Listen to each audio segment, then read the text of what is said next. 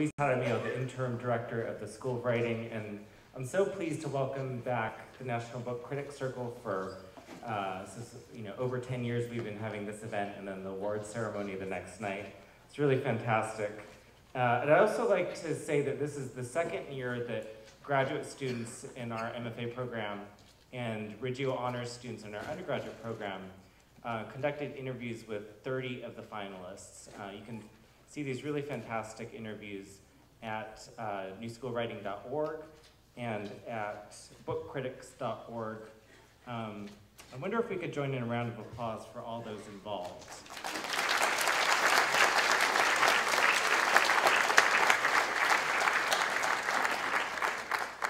Justin Sherwood and Bean Haskell deserve special recognition, as does John Reed, a beloved faculty member here at the New School and a National Book Critics Circle board member. For help with tonight's event, I'd like to thank David Varno, Rigoberto Gonzalez at the NBCC, and then here at the New School, Lori Lynn Turner, Pamela Tillis, and Sylvan Simon up in the booth. Now I'd like to turn the evening over to Lori Muchnick, Board President of the National Book Critics Circle. Please welcome Lori to the stage.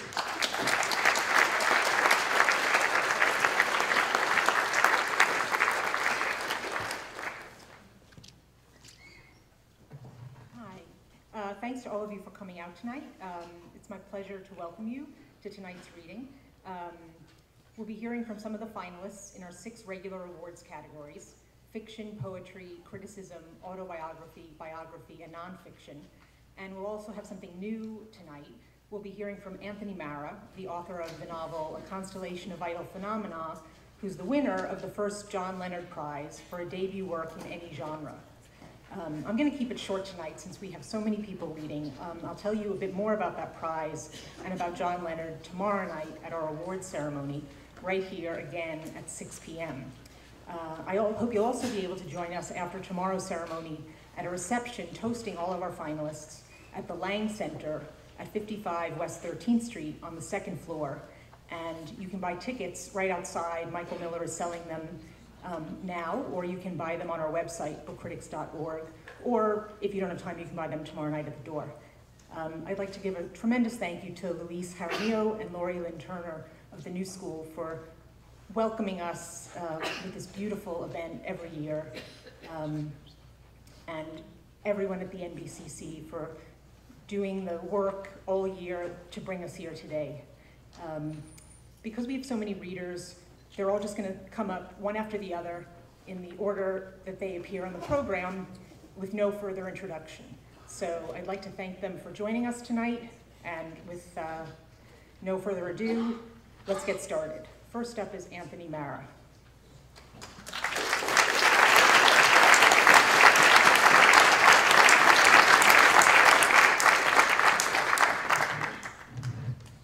Thank you so much. I'm just going to read the first page and a half from my novel. On the morning after the feds burned down her house and took her father, Hava awoke from dreams of sea anemones. While the girl dressed, Ahmed, who hadn't slept at all, paced outside the bedroom door, watching the sky brighten on the other side of the window glass. The rising sun had never before made him feel late. When she emerged from the bedroom, looking older than her 8 years, he took the suitcase and she followed him out the front door. He had led the girl to the middle of the street before he raised his eyes to what had been her house. "Abba, we should go," he said, but neither moved. The snow softened around their boots as they stared across the street to the wide patch of flattened ash. A few orange embers hissed in pools of gray snow, but all else was char. Not 7 years earlier, Ahmed had helped Doka build an addition so the girl would have a room of her own. He had drawn the blueprints and chopped the hardwood and cut it into boards and turned them into a room. And when Doka had promised to help him build an addition to his own house, should he ever have a child, Ahmed thanked his friend and walked home, the knot in his throat unraveling to a sob as the door closed behind him.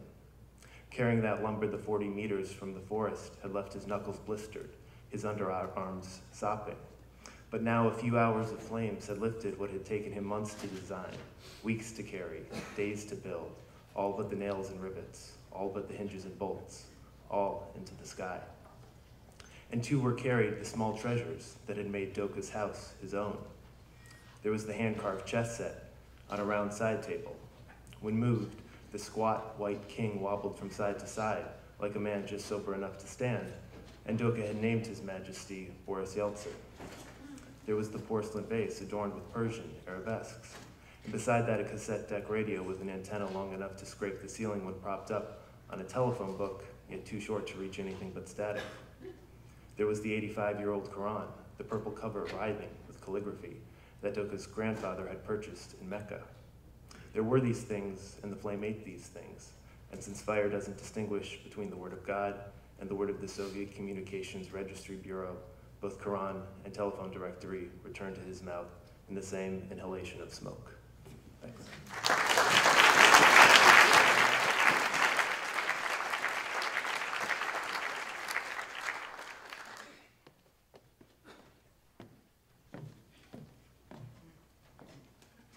Good evening. Can I just say how exciting it is to be on the shortlist? And particularly to be on the shortlist with Alice McDermott. I'm going to read a page and a half from the beginning of my novel, Americana. Princeton in the summer smelled of nothing. And although Ifemelu liked the tranquil greenness of the many trees, the clean streets and stately homes, the delicately overpriced shops, and the quiet, abiding air of earned grace, it was this, the lack of a smell, that most appealed to her. Perhaps because the other American cities she knew well had all smelled distinctly. Philadelphia had the musty scent of history. New Haven smelled of neglect. Baltimore smelled of brine, and Brooklyn of sun-warmed garbage. But Princeton had no smell. She liked taking deep breaths here. She liked watching the locals who drove with pointed courtesy and parked their latest model cars outside the organic grocery store on Nassau Street, or outside the sushi restaurants, or outside the ice cream shop that had 50 different flavors, including red pepper, or outside the post office where effusive staff bounded out to greet them at the entrance. She liked the campus, grave with knowledge, the Gothic buildings with their vine-laced walls, and the way everything transformed in the half-light of night into a ghostly scene.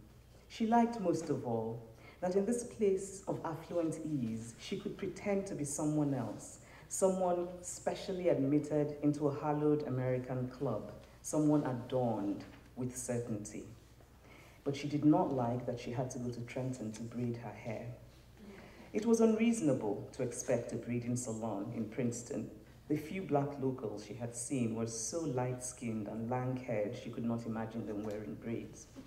And yet, as she waited at Princeton Junction Station for the train on an afternoon ablaze with heat, she wondered why there was no place where she could braid her hair. The chocolate bar in her handbag had melted. A few other people were waiting on the platform, all of them white and lean in short, flimsy clothes. The man standing closest to her was eating an ice cream cone. She had always found it a little irresponsible, the eating of ice cream cones by grown-up American men. Especially the eating of ice cream cones by grown-up American men in public. He turned to her and said, "About time," when the train finally creaked in, with that familiarity that strangers adopt with each other after sharing in the disappointment of a public service. She smiled at him. The graying hair on the back of his head was swept forward, a comical arrangement to disguise his bald spot. He had to be an academic, but not in the humanities, or he would be more self-conscious.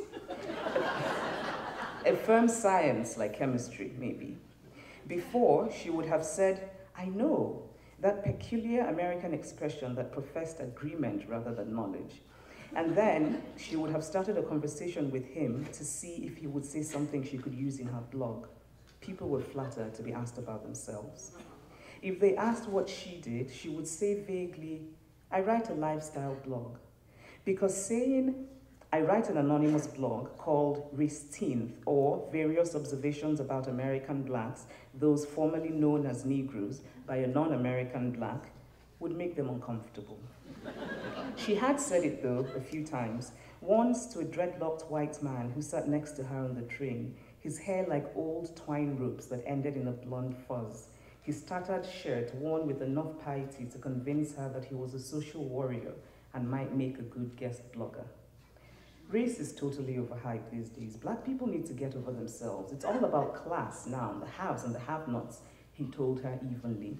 And she used that as the opening sentence of a blog post titled, "Not all dreadlocked white American guys are down." Thank you for listening.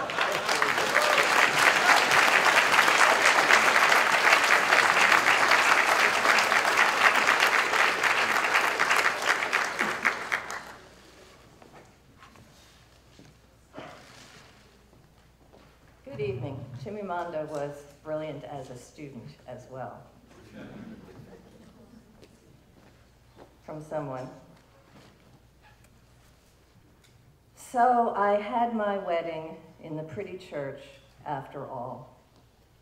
My brother Gabe walked me down the aisle and surprised me at the last minute by not merely kissing my cheek when we reached Tom, but pulling me into a firm embrace. We all joked about it later at the reception. Like he was sending you off to the Foreign Legion, Tom said. Gabe laughed quietly, admitted, blushing, that he might have been a little overcome. There was so much to think about on such a day. I am the fool of loss, he said. You haven't lost a sister, Tom told him. You've gained me. God help you.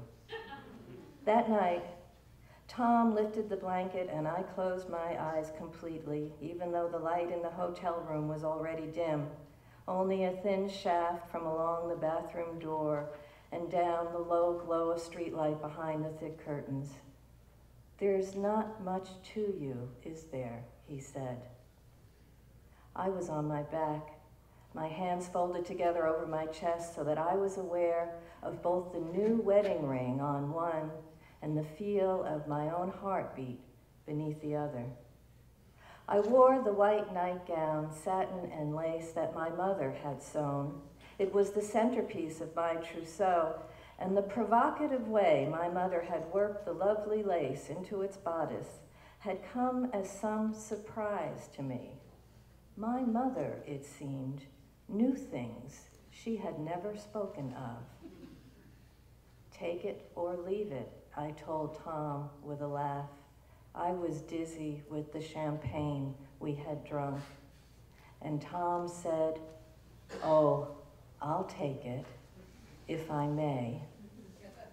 There was the stirring touch of alcohol on his breath, the taste of champagne and sweet cake at the back of my throat, the faint, lingering scent of bleach on the hotel sheets and pillowcases, and it was either an indication of some expertise I didn't know he had, or of my mother's skill with fabric and needle and thread, that I was out of the lovely gown without the slightest effort on my part, without even opening my eyes. I was naive enough, drunk enough, to be surprised to find that a body could become a new thing altogether, shed of its clothes. Just as I was surprised to discover, not then of course, but over time, that in the dark it would all remain unchanged. Skin, hair, and limb, bone and blubber, scent and heartbeat and rhythm of breath, unchanged as far as mouth was concerned, lips were concerned, a mystery revealed only to the long married.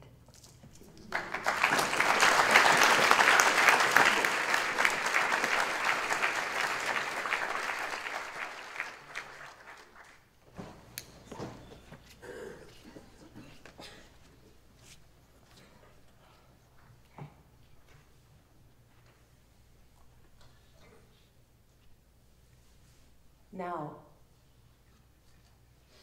Hi. My name is Now, and I'm a time being. Do you know what a time being is? Well, if you give me a moment, I will tell you. A time being is someone who lives in time, and that means you and me and every one of us who is or was, or ever will be. As for me, right now, I'm sitting in a French-made cafe in Akiba Electricity Town, listening to a sad chanson that's playing sometime in your past, which is also my present, writing this and wondering about you somewhere in my future. And if you're reading this, then maybe by now you're wondering about me too. You wonder about me. I wonder about you. Who are you, and what are you doing? Are you in a New York subway car hanging from a strap, or soaking in your hot tub in Sunnyvale? Are you sunbathing on a sandy beach in Phuket, or having your toenails buffed in Abu Dhabi? Are you a male, or a female, or somewhere in between? Is your girlfriend cooking you a yummy dinner, or are you eating cold Chinese noodles from a box? Are you curled up with your back turned coldly towards your snoring wife, or are you eagerly waiting for your beautiful lover to finish his bath so you can make passionate love to him? Do you have a cat? And is she sitting on your lap? Does her forehead smell like cedar trees and fresh, sweet air? Actually, it doesn't matter very much, because by the time you read this, everything will be different, and you will be nowhere in particular, flipping idly through the pages of this book, which happens to be the diary of my last days on Earth, wondering if you should keep on reading. And if you decide not to read anymore, hey, no problem, because you're not the one I was waiting for anyway. But if you do decide to read on, then guess what? You're my kind of time being, and together we'll make magic. Ruth. Print is predictable and impersonal, conveying information in a mechanical transaction with the reader's eye. Handwriting, by contrast, resists the eye and reveals its meaning slowly and is as intimate as skin. Ruth stared at the page. The purple words were mostly in English, with some Japanese characters scattered here and there, but her eye wasn't really taking in their meaning as much as a felt sense, murky and emotional, of the writer's presence. The fingers that had gripped the purple gel ink pen must have belonged to a girl, a teenager. Her handwriting, these loopy purple marks impressed onto the page, retained her moods and anxieties, and the moment Ruth laid eyes on the page, she knew without a doubt that the girl's fingertips were pink and moist, and that she had bitten her nails down to the quick. Ruth looked more closely at the letters. They were round and a little bit sloppy, as now she imagined the girl must be too. But they stood more or less upright and marched gamely towards the page at a good clip, not in a hurry, but not dawdling either. Sometimes, at the end of a line, they crowded each other a little, like people jostling to get onto an elevator or a subway car, just as the doors were closing. Ruth's curiosity was piqued. It was clearly a diary of some kind. She examined the cover again. Should she read it? Deliberately now, she turned to the first page, feeling vaguely prurient, like an eavesdropper or a peeping Tom. Novelists spend a lot of time poking their noses into other people's business. Ruth was not unfamiliar with this feeling. Hi, she read. My name is Now, and I'm a time being. Do you know what a time being is?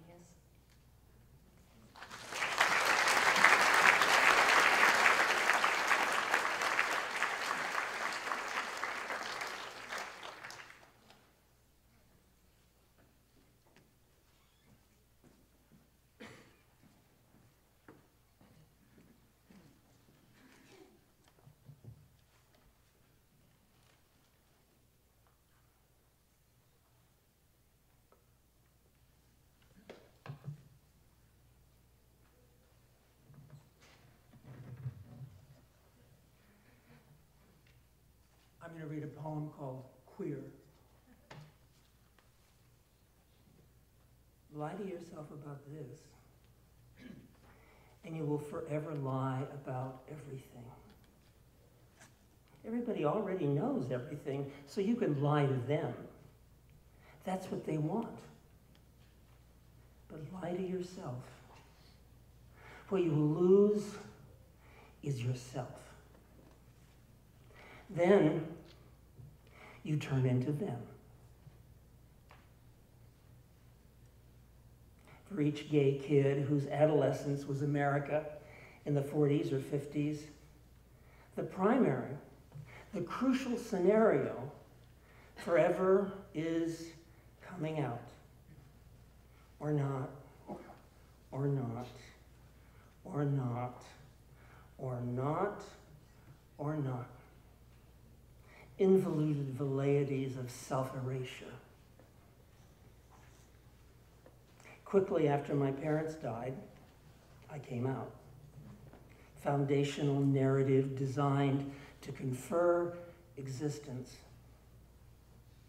If I had managed to come out to my mother, she would have blamed not me, but herself. The door through which you were shoved out into the light was self-loathing and terror. Thank you, terror. You learned early that adults' genteel fantasies about human life were not, for you, life. You think sex is a knife driven into you to teach you that. Thanks.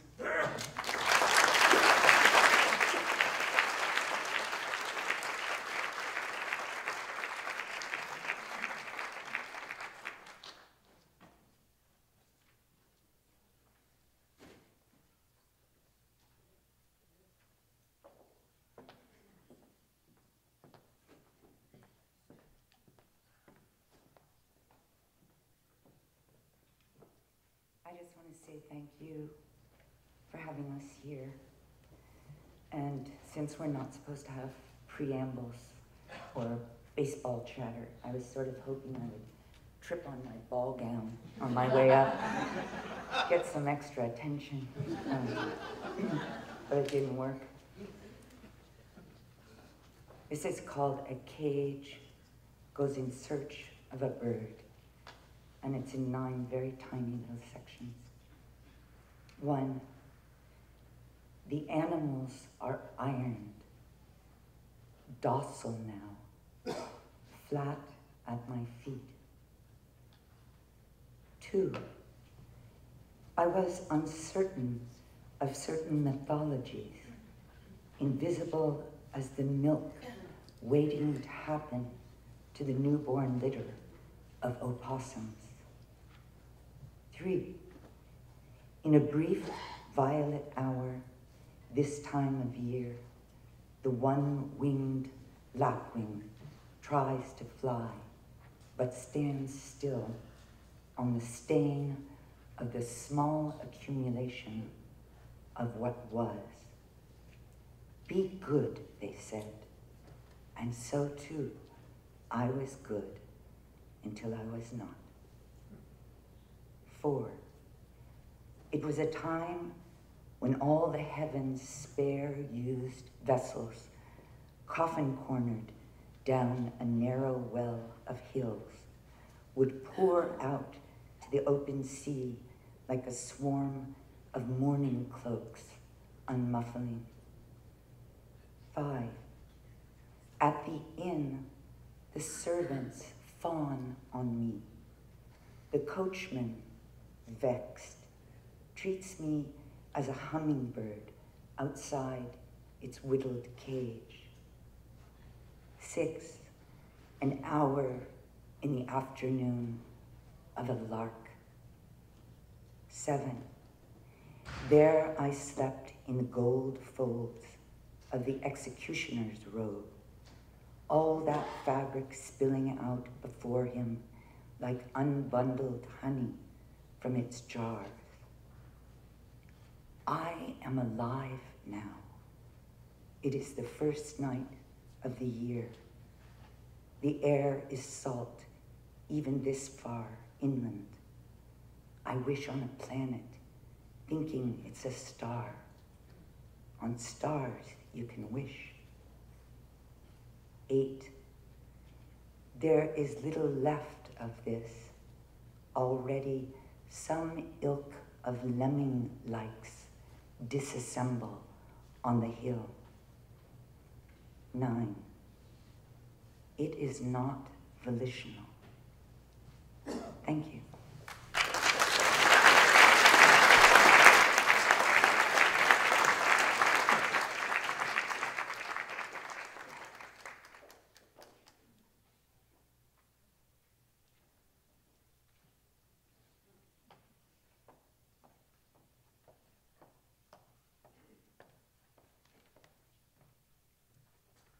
Thank you all for coming. This is the first poem from Blowout. It's called How It Will End. We're walking on the boardwalk, but stop when we see a lifeguard and his girlfriend fighting. We can't hear what they're saying, but it is as good as a movie. We sit on a bench to find out how it will end. I can tell by her body language he's done something really bad. She stands at the bottom of the ramp that leads to his hut.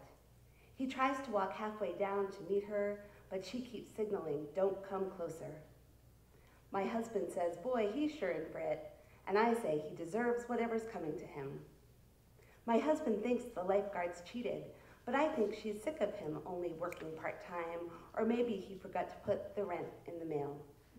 The lifeguard tries to reach out, and she holds her hand like Diana Ross when she performs Stop in the Name of Love. The red flag that slaps against his station means strong currents. She just has to get it out of her system, my husband laughs, but I'm not laughing. I start to coach the girl to leave the no-good lifeguard, but my husband predicts she'll never leave. I'm angry at him for seeing glee in their situation and say, "That's your problem. You think every fight is funny. You never take her seriously." And he says, "You never even give the guy a chance, and you're always nagging, so how can you tell the real issues from the nitpicking?" And I say, "She doesn't nitpick." And he says, "Oh, really? Maybe he should start recording her tirades." And I say, "Maybe he should help out more." And he says, "Maybe she should be more supportive." And I say, "Do you mean supportive, or do you mean support him?" And my husband says that he's doing the best he can, that he's a lifeguard, for Christ's sake.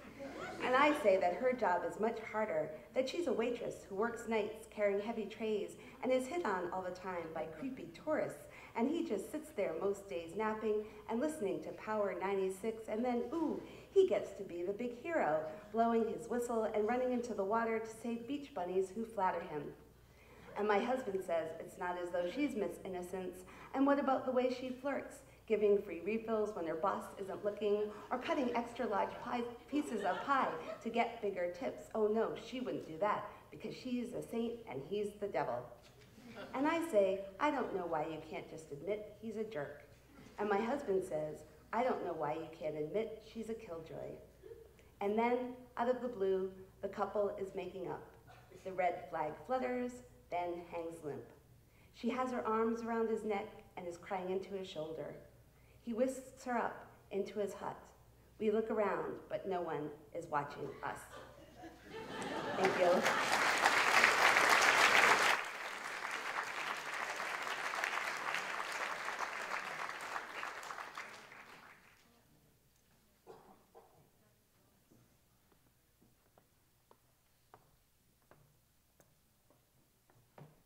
The daughter. We said she was a negative image of me because of her lightness. She's light and also passage, the glory in my cortex.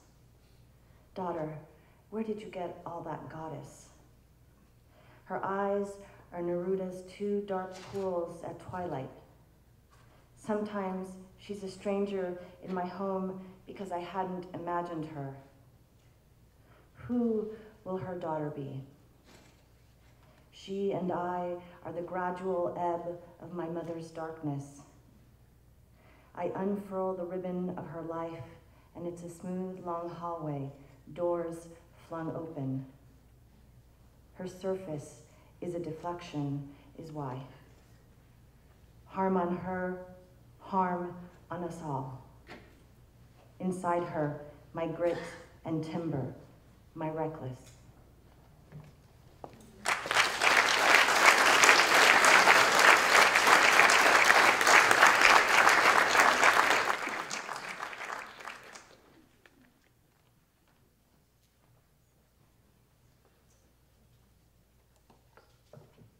This is from the section of the book called Philosopher or Dog, and it's about Malcolm X's mother.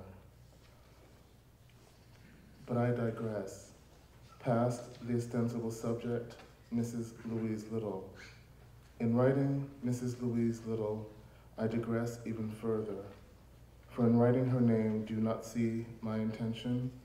To become a writer of a color, complicit with another, Malcolm X, who will comprise any understanding of her for a career. This career, it is a handful of dust in the end. One may fixate on it as if it were not. Presumably, this career safeguards one from having to regard one's face and the mask behind it, which reveals truly what is in the mind and the quality of what is in the mind. When this mask cracks underneath it, that is writing. How rarely does this happen? Is the autobiography of Malcolm X on Mrs. Little writing? My mother, who was born in Grenada in the British West Indies, looked like a white woman. Her father was white.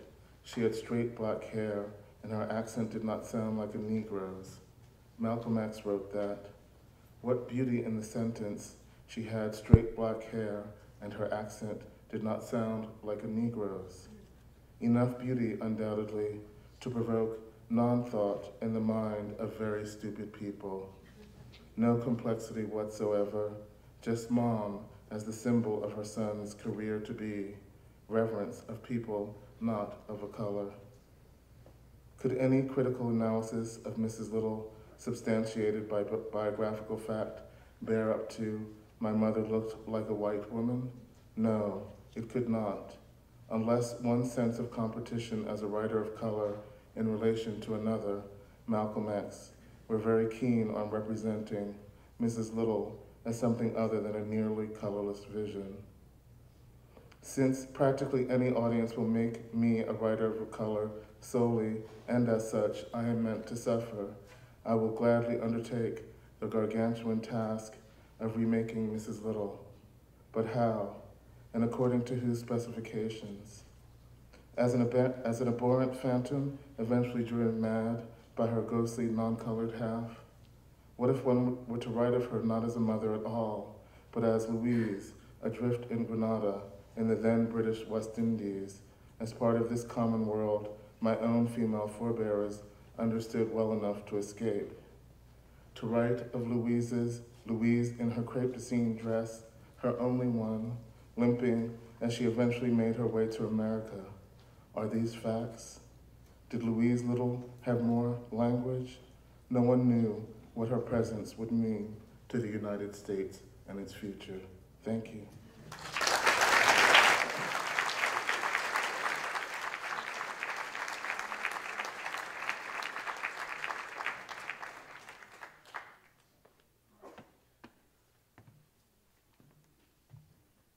Good evening. A few years ago, my infant daughter Isabel, developed a malignant brain tumor, and her sister, her older sister Ella, who was 3 at the time, around the same time, acquired an imaginary brother whose name was Mingus. So I'll read a section about Mingus. Mingus allowed Ella to practice and expand her language. While providing her with company and comfort, Terry, my wife, and I were barely able to provide. On the mornings when I drove her to school, Ella would offer run-on tales on Mingus, the recondite plots of which were sunk deep in her verbal torrent. Now and then, we'd witness her playing with Mingus, the alien, or the fully imaginary one, administering fictional medicine or taking his temperature, using the vocabulary she had collected on her visits to the hospital or from our talking about Isabel's illness. She'd tell us that Mingus had a tumor, was undergoing tests, but was going to get better in 2 weeks. Once Mingus even had a little sister named Isabel, entirely distinct from Ella's little sister, who also had a tumor and was also going to get better in 2 weeks. 2 weeks, I recognized, was just about the length of the future Terry and I could conceive of at the time. Whatever accidental knowledge of Isabel's illness Ella was accumulating, whatever words she was picking up from participating in our experience, she was processing through her imaginary brother. She clearly missed her sister, so Mingus gave her some comfort in that respect as well. She longed for our being together as a family, which was perhaps why one day Mingus acquired his own set of parents and moved out with them to a place around the corner, only to return to us the next day. She externalized her complicated feelings by assigning them to Mingus, who then acted upon them. One day at breakfast, while Ella ate her oatmeal and rambled on about her brother, I recognized in a humbling flash that she was doing exactly what I'd been doing as a writer all these years. In my books, fictional characters allowed me to understand what was hard for me to understand, which so far has been nearly everything.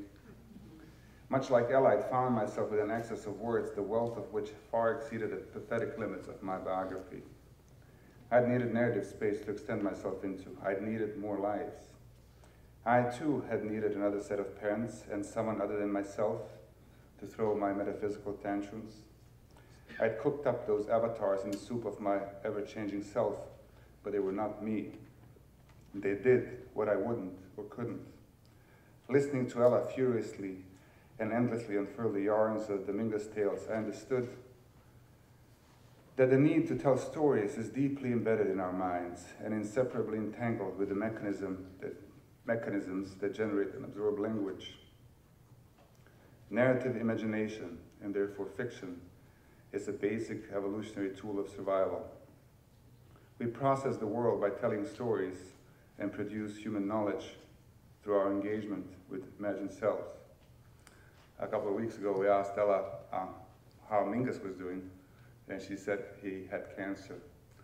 But then this week, we asked her again, and she said that she no longer has imaginary siblings. And I think it is because she reads now. So there's a whole world of imaginary beings to deal with. Thank you.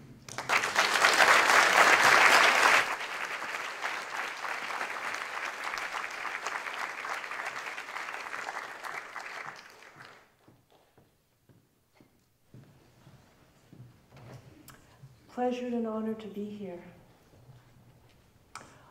And from the beginning of the book. What's your story? It's all in the telling. Stories are compasses in architecture. We navigate by them. We build our sanctuaries and our prisons out of them. And to be without a story is to be lost in the vastness of a world that spreads in all directions like Arctic tundra or sea ice. To love someone is to put yourself in their place, we say, which is to put yourself in their story or figure out how to tell yourself their story, which means that a place is a story and stories are geography, and empathy is first of all an act of imagination, a storyteller's art, and then a way of traveling from here to there. What is it like to be the old man silenced by a stroke, the young man facing the executioner, the woman walking across the border, the child on the roller coaster, the person you've only read about, or the one next to you in bed? We tell ourselves stories in order to live or to justify taking lives, even our own, by violence or by numbness and the failure to live. Tell ourselves stories that save us and stories that are the quicksand in which we thrash and the well in which we drown, stories of justification, of accursedness, of luck and star-crossed love, or versions clad in the cynicism that is a very elegant garment at times. Sometimes the story collapses and it demands that we recognize we've been lost, or terrible, or ridiculous, or just stuck. Sometimes change arrives like an ambulance or a supply drop. Not a few stories are sinking ships, and many of us go down with these ships, even when the lifeboats are bobbing all around us. We think we tell stories, but stories often tell us to love or to hate, to see or be blind. Often, too often, stories saddle us, ride us, whip us onward, tell us what to do, and we do it without questioning. The task of learning to be free requires learning to hear them, to question them, to pause and hear silence, to name them and then become the storyteller. Sometimes the key arrives long before the lock. Sometimes a story falls into your lap. Once about 100 pounds of apricots fell into mine. They came in 3 big boxes, and to keep them from crushing one another under their weight or from rotting in close quarters, I spread them out on a sheet on the plank floor of my bedroom. There they presided for some days, a story waiting to be told, a riddle to be solved, and a harvest to be processed. They were an impressive sight, a mountain of apricots in every stage, from hard and green to soft and browning, though most of them were that range of shades we call apricot. Pale orange with blushes of rose and yellow gold zones, upholstered in a fine velvet, not as fuzzy as peaches, not as smooth as plums. The ripe ones had the faint, sweet perfume particular to that fruit. I had expected them to look like abundance itself, and they looked instead like anxiety, because every time I came back, there was another rotten one, or two or three or dozen to cull, and so I fell to inspecting the pile every time I passed by instead of admiring it. The reason why I came to have a heap of apricots on my bedroom floor are complicated. They came from my mother's tree, from the home she no longer lived in this summer when a new round of trouble began. Thank you.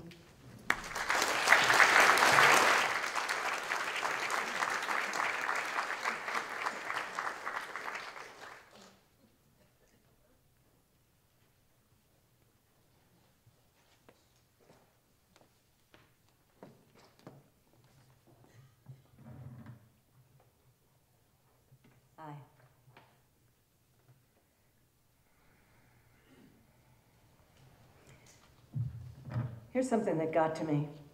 The last time I saw Philibert Waldeck, who was an orphan boy when I first knew him, but now was a grown man. The last time I saw Philibert, I was standing in front of the ruined cathedral downtown in Port-au-Prince. It was January 12th, 2011, the first anniversary of the earthquake. People were praying under the statue of Jesus that still stands outside the rubble. A man rushed up and exhibited his little daughter to me. She had, to put it nicely, failure to thrive. She must have been 5, but she looked 2, with huge eyes, reddish hair, bone-thin limbs. The man told me they'd been homeless since the earthquake. A person nearby told me, while the man was standing there in front of me with his silent child balanced in his arms, that fellow came to the cathedral ruins with the kid every day looking for some visitor to beg from. Did that make his story less true? I asked myself. The crowd pressed on us, and the man and his daughter were shoved away. There was a band playing, and there were priests and nuns seated, waiting for the service to begin. I was standing off to the side near a white man I'd never seen before, an older man with thinning hair. As usual with any big Haitian event, huge numbers of people were all shoved together in a giant bubbling human mass. The white man near me was at least 5 people away. Although we were outside, there was barely room to inhale where we stood, but uncannily, up in front of my face, popped someone I recognized. At first I wasn't sure who he was, exactly. He spoke in his familiar growl of a voice then, the same rasp he'd had as a child, only deeper. It was Philibert, wearing some kind of satanic red and silver t-shirt and old dirty jeans. He was too thin. I said, "Philibert, what's wrong with you?" He wasn't making sense. The white man standing near me was watching. He pushed his way forward and took Philibert by the arm and rattled him, shook him up a bit. I was astonished. Philibert looked astonished too, if you can look astonished while looking sullen. The white man, whose self-assured demeanor I now recognized as that of a lay Christian brother of some kind, was interrogating Philibert. He called him by his full name. "Philibert Waldeck, what's wrong with you?" Philibert just shook his head, looked down at the ground. The man looked at me and back at Philibert. "You're on crack or something, aren't you?" he asked him. "I know it, I know it." The man shook his head and tried to peer into Philibert's eyes, but Philibert looked away. "You stop that stuff, do you hear me?" The man was speaking fluent Creole. I took Philibert aside, and he began that same long rant I'd already heard about his sons and their mother, and about how he had to keep them inside so she wouldn't get them, and how his motorbike had broken down and he didn't have the money to get it fixed. Throughout the whole long saga, which was more detailed and a lot less comprehensible than what I'm putting down here, he would look at me sideways, slantwise, assessing my potential. Half the time, he had the demeanor of a person on drugs or in the throes of mental illness of some kind, which I've always suspected with him. And the rest of the time, he looked like a smart old market lady sizing up her client. Finally, I asked him if I could help him in any way, and he just looked at me. "Amy, you are my mother," he said to me, in English. I was his mother. So I gave him some money, and then he disappeared into the crowd. I saw a patch of red t-shirt fading away down Grand Rue. My child, I thought. I tried to imagine it. I wondered if there really had ever been any connection between us other than monetary. Because of where I was from, I always had the power in our relationship. Because of where he was from, Philibert was always the weak one, poor, needy, desperate. Of course, we each bore some responsibility for who we were and how we had ended up, but we were also prisoners of our fates, each of us locked into our own individual history and geography. I was from the United States, and he was from Haiti. That was it. I always had and gave money. He always did not have it and needed it. It was always my choice. Would I give him something? How much this time? It was easy, even pleasurable for me to give it to him, but it was all cruel for him. The crowd around me was singing a spindly soprano hymn as the memorial service began. But where was Philibert going now in his red t-shirt? Where was he going? Why didn't he have a cell phone? Everyone else in Haiti seemed to have one. Why didn't he have my number? And now that speck of red had vanished. I squinted into the sun trying to find him again. But he had slipped back away into the heat and darkness and was lost to me. Thank you.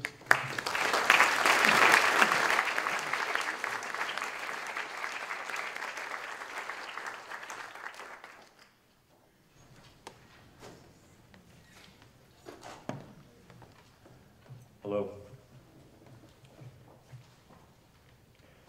On the morning of October 30th, 1918, Colonel Thomas Edward Lawrence received a summons to Buckingham Palace. The king had requested his presence. The collective mood in London that day was euphoric. For the past 4 years and 3 months, Great Britain and much of the rest of the world had been consumed by the bloodiest conflict in recorded history, one that had claimed the lives of some 16 million people across 3 continents. Now, with a speed that scarcely could have been imagined mere weeks earlier, it was all coming to an end. Once at the palace, the 30-year-old Lawrence was ushered into a ballroom where, flanked by half a dozen dignitaries and a coterie of costumed courtiers, the king and queen soon entered. A low cushioned stool had been placed just before the king's raised dais, while to the monarch's immediate right, the Lord Chamberlain held a velvet pillow on which an array of medals rested. After introductions were made, George V fixed his guest with a smile and said, "I have some presents for you." As a student of British history, Colonel Lawrence knew precisely what was about to occur. The pedestal was an investiture stool upon which he was to kneel as the king performed the elaborate centuries-old ceremony, the conferring of a sash and the medals on the pillow, the tapping with his sword and intoning of an oath that would make him a knight commander of the Order of the British Empire. It was a moment T. Lawrence had long dreamed of. As a boy, he was obsessed with medieval history and the tales of King Arthur's court, and his greatest ambition, he once wrote, was to be knighted by the age of 30. On that morning, his youthful aspiration was about to be fulfilled. A couple of details added to the honor. Over the past 4 years of war, King George had given out so many commendations and medals to his nation's soldiers that even knighthoods were now generally bestowed en masse. In the autumn of 1918, a private investiture like Lawrence's was practically unheard of. Also unusual was the presence of Queen Mary. She normally eschewed these sorts of ceremonies, but she had been so stirred by the accounts of T. Lawrence's wartime deeds as to make an exception in his case. Except Lawrence didn't kneel. Instead, just as the ceremony got underway, he quietly informed the king that he was refusing the honor. There followed a moment of confusion. Over the 900-year history of the monarchy, the refusal of knighthood was such an extraordinary event that there was simply no protocol for how to handle it. Eventually, King George returned to the Lord Chamberlain's pillow the medal he had been awkwardly holding, and under the baleful gaze of a furious Queen Mary, Colonel Lawrence turned and walked away. Thank you.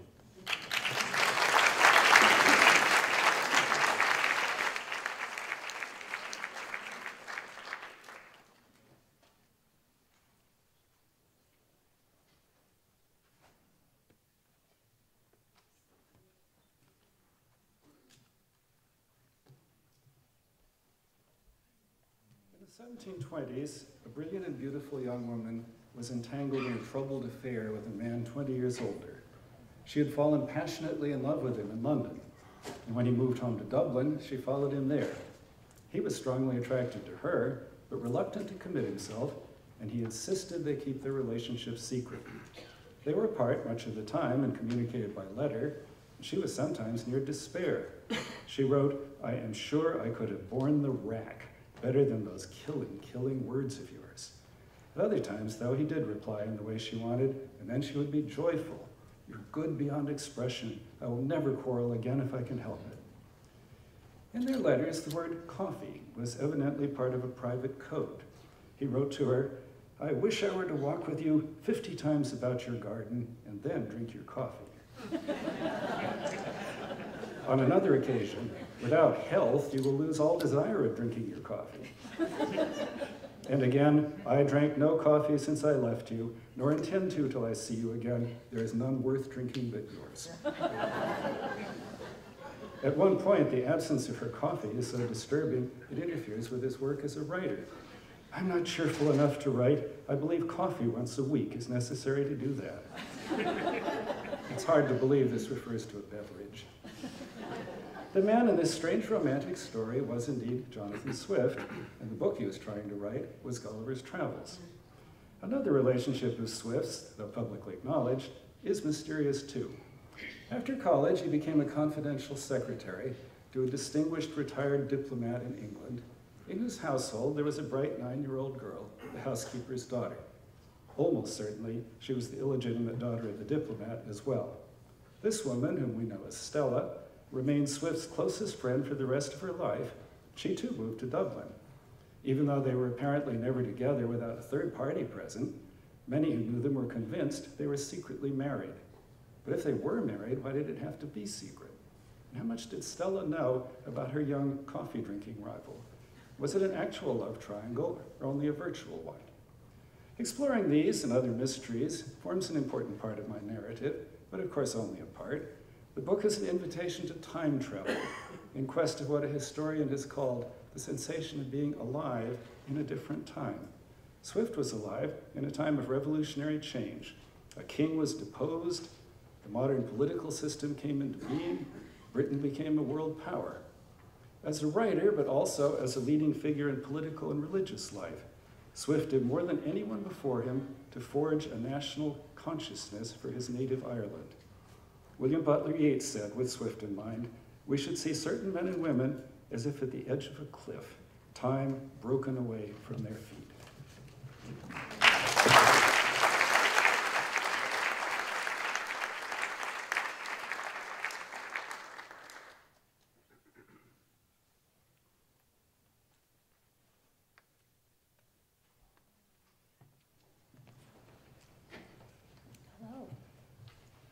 I'm going to read from chapter 12.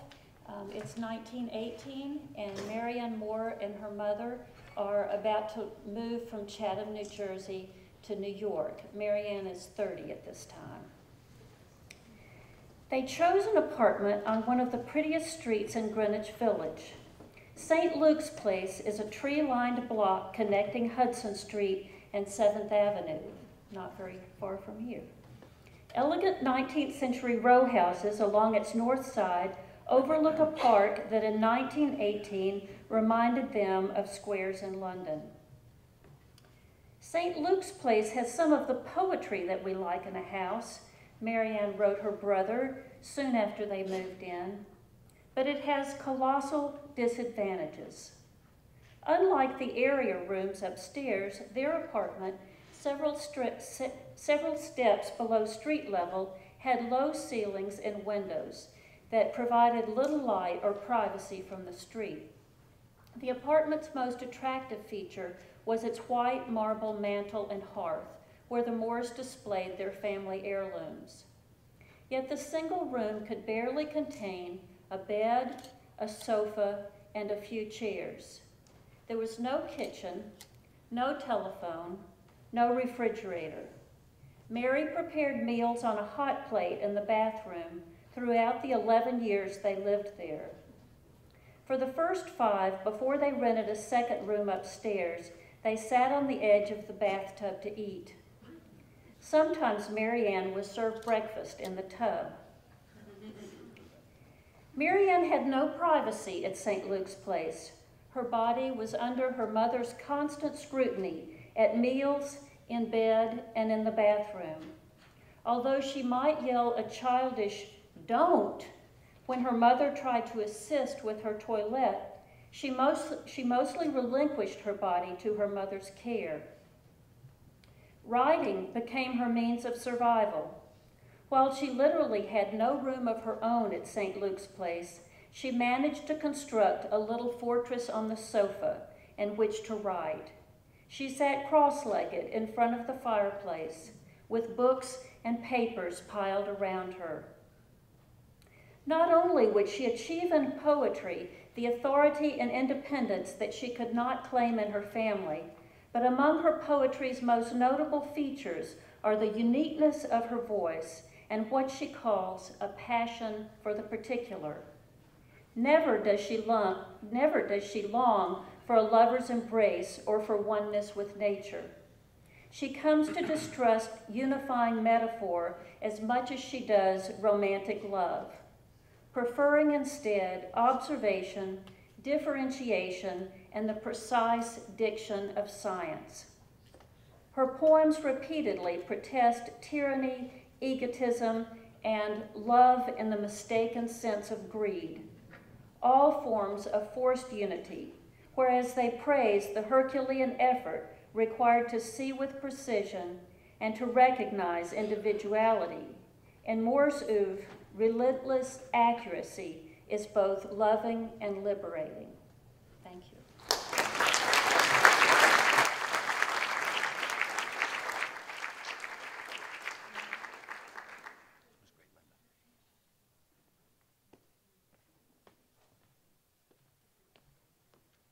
Shelley and I are from Boston, and Laurie, do we need a translator? Hi, this is from a chapter called Southie is His Hometown. Night had fallen on September 8, 1975, as Whitey Bulger slid into his green Chevy Impala and set off across town.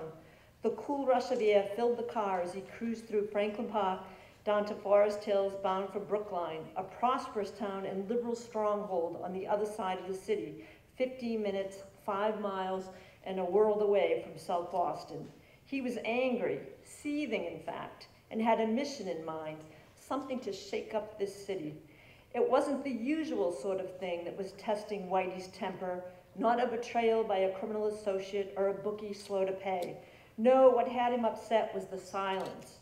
The Boston Public Schools had opened that morning, and the day had passed quietly, especially compared to the year before, when court-ordered school integration had gone into effect and the first buses carrying black kids climbed the hill on G Street to South Boston High School. The black students were greeted by a wave of rocks and slurs. To Whitey, the comparative peace smacked of complacency, or at least an end to forceful resistance to the busing plan, a plan that he, like most residents of Southie, saw as a mortal threat to the neighborhood as they knew it and the high school that bore its name. An incorrigible student, Whitey had never managed to enroll at South Boston High, but he recognized it as a symbol of the neighborhood's sovereignty and resolve. With Southie gone silent, he decided to make some noise of his own. He had everything he needed close at hand: a bottle full of gasoline, a lighter in his pocket, a can of spray paint in the back seat, and an accomplice up front. It was sometime after 10 when Whitey parked on Stedman Street in a leafy part of Brookline. As he later described to an associate, Whitey grabbed the Molotov cocktail and the paint can. He cut through a backyard and jumped a fence. He walked down a narrow lane and found himself standing next to an old-fashioned gas light in front of a 3-story green-cladded house at 83 Beale Street. It was the house where John F. Kennedy was born. A National Historic Site, it was usually full of tourists during the day, but empty and unguarded at night. Whitey had been in Alcatraz when Jack Kennedy was elected president. Like just about every other Irish Catholic in America, Whitey had felt a surge of ethnic, religious, and cultural pride at the time. But the Kennedys were no longer heroes, they were enemies. The political patrons of Arthur Garrity Jr., the federal judge who had just turned Southie upside down. Jack Kennedy had appointed Garrity U.S. Attorney in Massachusetts, and Garrity had worked for Bobby Kennedy. After the president's assassination, Senator Ted Kennedy became Garrity's chief patron, pushing his appointment to the federal bench. The senator remained Garrity's most influential supporter and a leading advocate for busing as an imperfect but necessary remedy for the long-running shame of Boston's schools, their stark racial divide in educational opportunity and quality. The Kennedys, who had once symbolized the unlimited upward mobility of Irish Catholics in America, now were seen in Southie as rich, out-of-touch scolds, sitting in smug judgment of their own tribe. To Whitey, the Kennedys had become something worse than enemies. They were traitors. Whitey bent down and aimed the spray can paint at the sidewalk. He stood up and admired his handiwork. Big looping letters in black paint. Bus Teddy. Then he slipped around the back, peered through the darkened hallway into the kitchen. Whitey lit the rag he had stuffed into the bottle's neck and smashed the back door window. The bottle exploded on the gold carpet and flames were licking the kitchen walls by the time Whitey and the other man vaulted the fence. By the time the fire was out, the kitchen was gutted, and Whitey and his accomplice were back in Southie, the car stashed in a garage. Whitey boasted to his friends that he had personally shut the Kennedy house down for 3 months. Thanks for having us.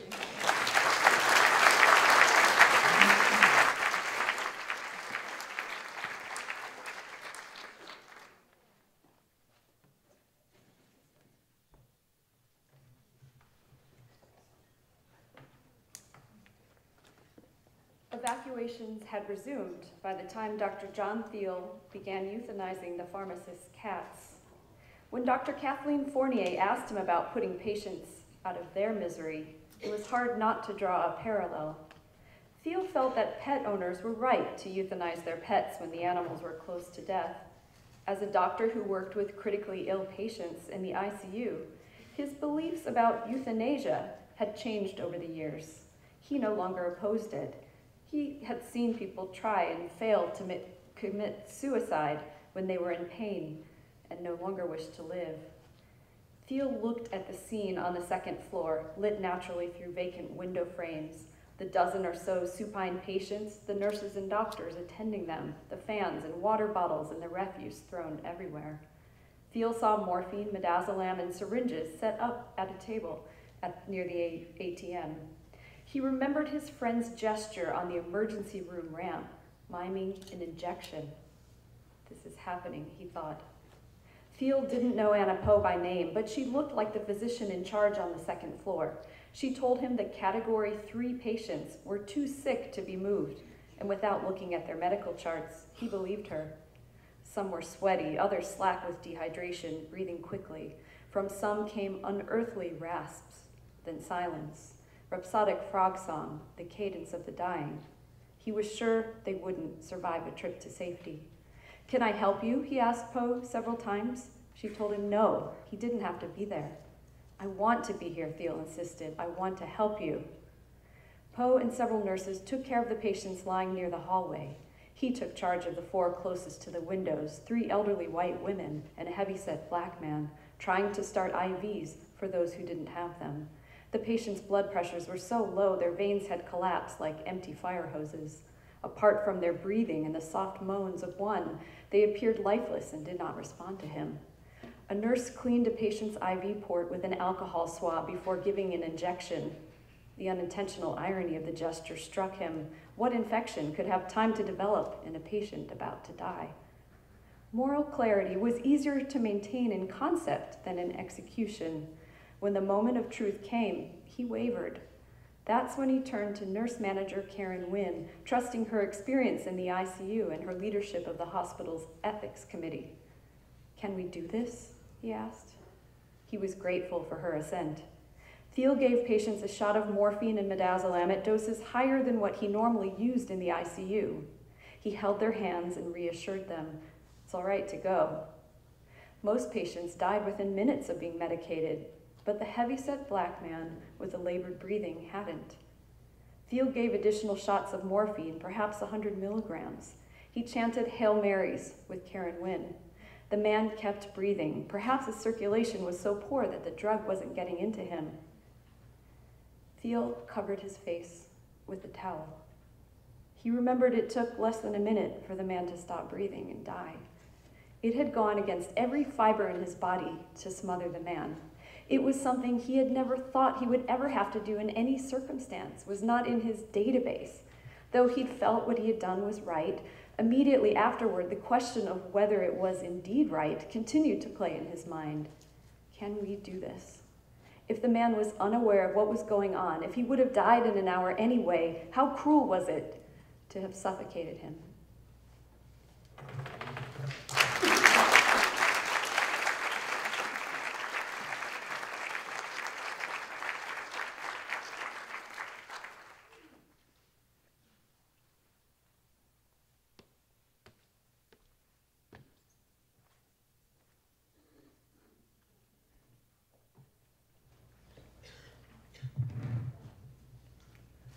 This is how Thank You for Your Service begins.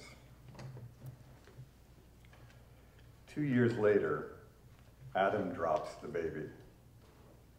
The baby, who is 4 days old, is his son, and there is a moment as he is falling that this house he has come home to seems like the most peaceful place in the world. Outside is the cold dead of 3 a.m. on a late November night in Kansas, but inside is lamplight, the warm smell of a newborn, and Adam's wife, Saskia, beautiful Saskia, who a few minutes before had asked her husband if he could watch the baby so she could get a little sleep. "I got it," he'd said. "Get some rest."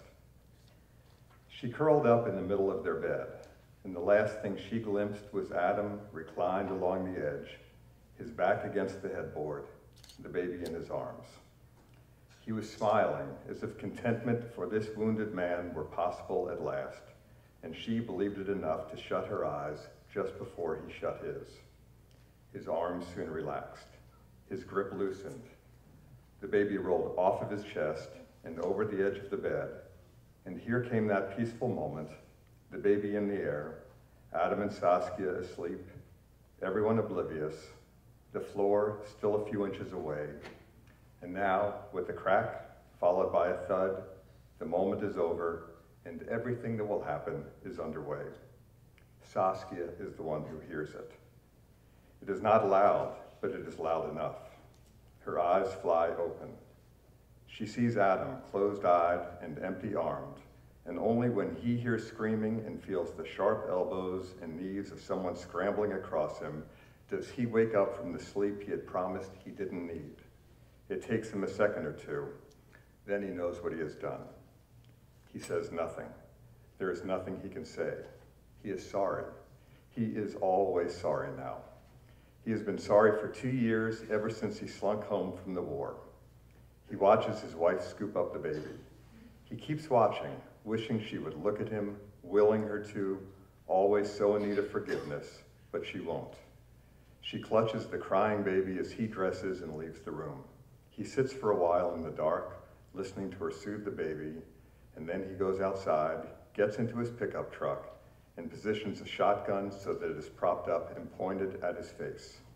In this way, he starts driving, while back in the house, Saskia is trying to understand what happened. A crack, a thud. The thud was the floor, and thank God for the ugly carpet. But what was the crack? The bed frame? The nightstand? This baby, so resilient, breathing evenly, not even a mark, somehow fine. How can that be? But he is. Maybe he's one of the lucky ones, born to be okay. Saskia lies with him, then gets up and comes back with a plastic bottle of water. She drops it from the side of the bed and listens to the sound it makes as it hits the floor. She drops a pair of heavy shoes and watches them bounce. She finds a basketball and rolls it off the edge. She fills a drink container with enough water to weigh about as much as the baby, and as Adam continues driving and considering the gun, not yet, not yet, not yet, not yet, she rolls that off the edge too. Thank you.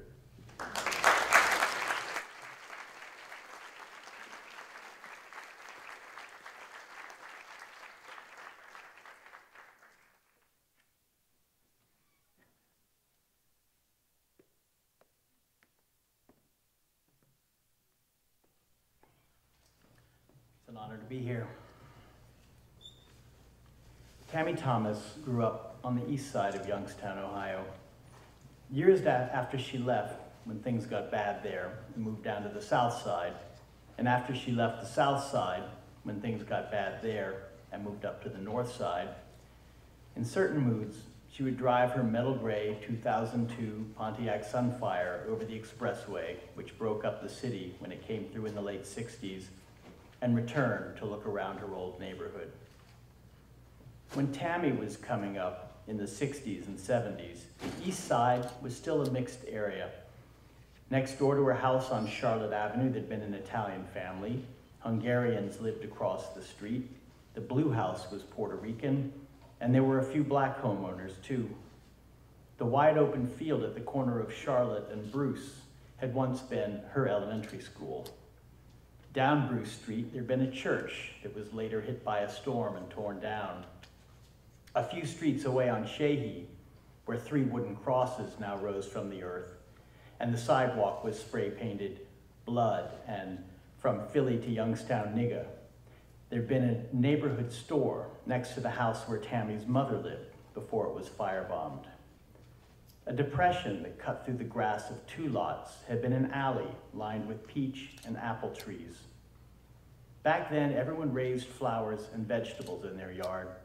Around her house on Charlotte, there'd been Rose of Sharon, forsythia, tulips, hyacinth.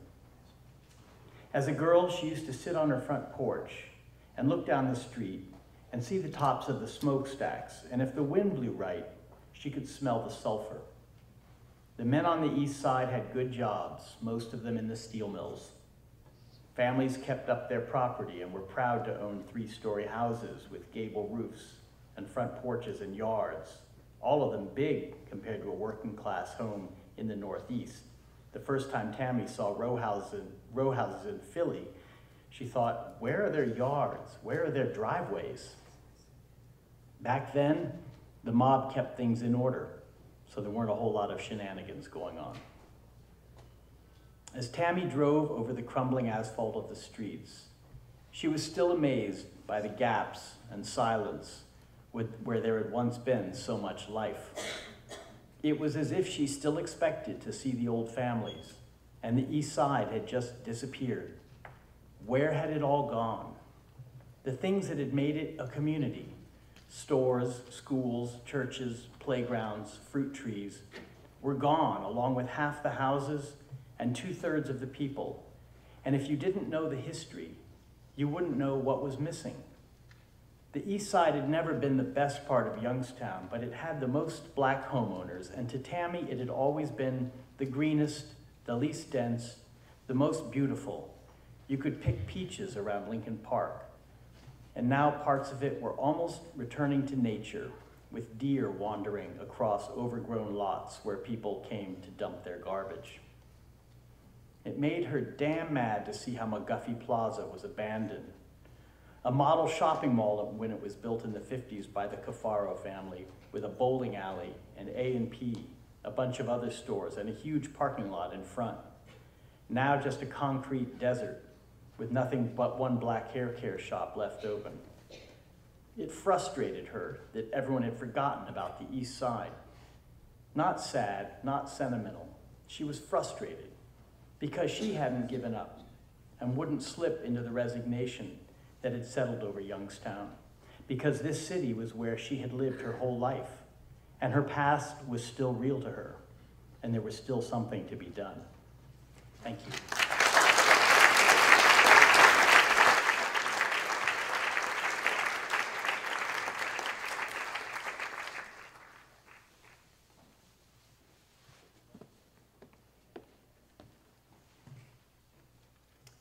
Thank you. The Sea Org is the Scientology clergy, headquartered in a closely guarded desert compound in Southern California, where there's a pair of double-wide trailers called The Hole, where in 2003, the leader of the church, David Miscavige, began confining his top executives for years on end. They're still there. Scientologists are trained to believe that whatever happens to them is somehow their fault. So much of the discussion in The Hole centered on what they'd done to deserve this fate. The possibility that the leader of the church might be irrational or even insane was so taboo that no one could even think it, much less voice it aloud. Most of the people in the hole had a strong allegiance to the group, and they didn't want to let their comrades down. Many had been in the Sea Org their entire adult lives and portions of their childhood. Mike Render joined the Sea Org when he was 18. Amy Scobie was 16. Tom DeVocht was 13. They had already surrendered the possibility of ordinary family life. Sex outside of marriage was taboo, so many members married in their teens, but since 1986, children had been forbidden to Sea Org members. For many of those people in the hole, everyone they knew or cared about was in the church. The cost of leaving emotionally and spiritually as well as financially was forbidding. And they knew if they tried to run away, they'd likely be found and punished. Many had long since turned their back on friends and family who were not in the church, and the prospect of facing them again brought up feelings of shame. The thought of leaving loved ones still in the church was even more fraught. All of these conflicting emotions were informed by the Scientology theory that life goes on, and that the mission of the church is to clear the planet. So in the scheme of things, the misery one might be suffering now is temporary and negligible. There is a larger goal. One is always working for the greatest good for the greatest number of dynamics, as Scientology ethics prescribed. And so the executives of the church who had given their lives to the Sea Org directed their confusion and anger inward or toward their helpless colleagues. One evening, about 8 o'clock, Miscavige arrived with his wife and communicator, flanking him as usual with tape recorders in their hands. He ordered that the conference table be taken away and chairs be brought in for everyone in the hole, about 70 people at the time, including many of the most senior people in the Sea Org. He asked if anyone knew what musical chairs meant. In Scientology, it refers to frequent changes of post. About 500 people had been moved off their jobs in the last 5 years, creating anarchy in the management structure, but that wasn't the point he was trying to make. Finally, someone suggested that it was also a game. Miscavige had him explain the rules. Chairs are arranged in a circle, and then as the players march around them, one chair is removed. When the music stops, everybody grabs a seat. The one left standing is eliminated. Then the music starts again.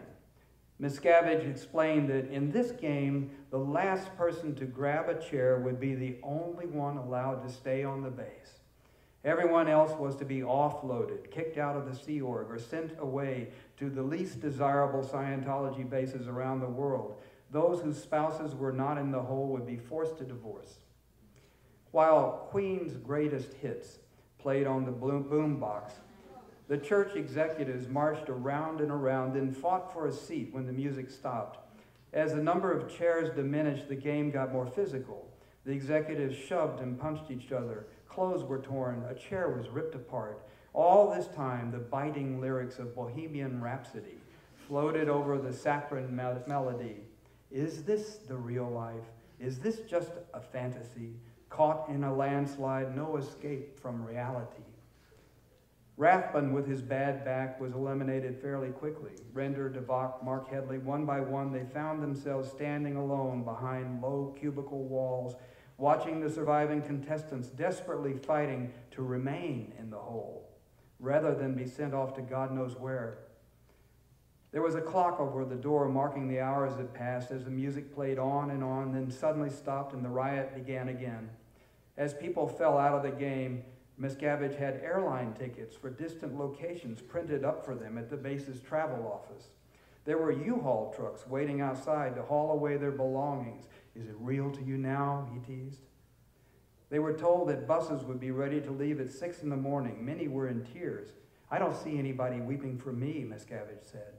The utter powerlessness of everyone else in the room was made nakedly clear to them. The game continued until 4 a.m. when a woman named Lisa Schroer grabbed the final chair. The next morning, the whole event was forgotten. No one went anywhere. Thank you.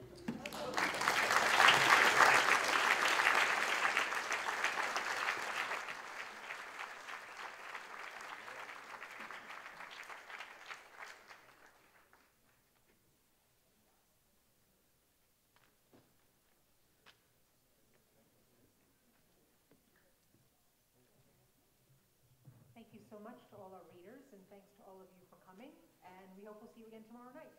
Good night.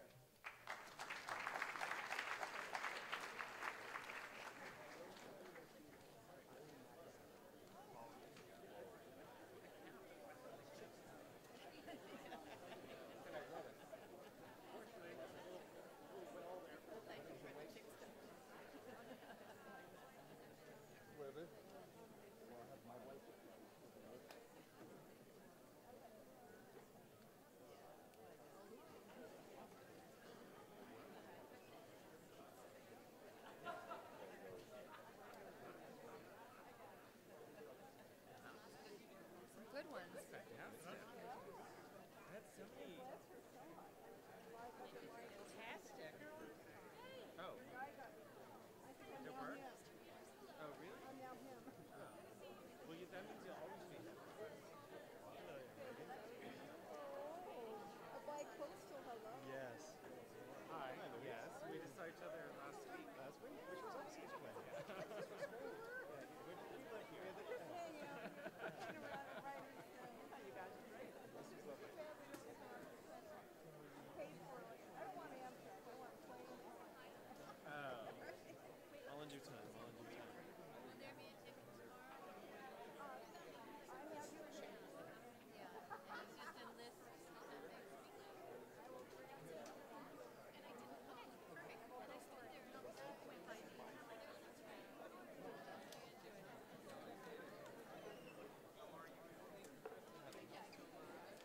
I had so many ideas.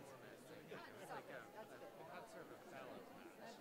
Like, finally something's getting started again. Yeah. Yeah. That's why you come to these things, right? I mean, other than it's your job.